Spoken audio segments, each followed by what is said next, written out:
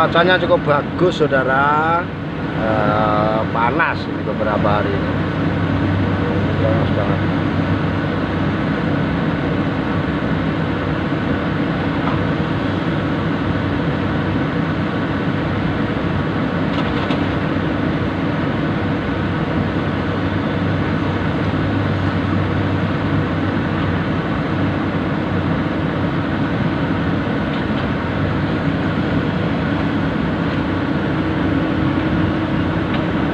Atas itu pohon jati milik perhutani yang tadi saya bilang tadi, seperti itu. Mudah-mudahan nantinya ini tidak akan terjadi longsor.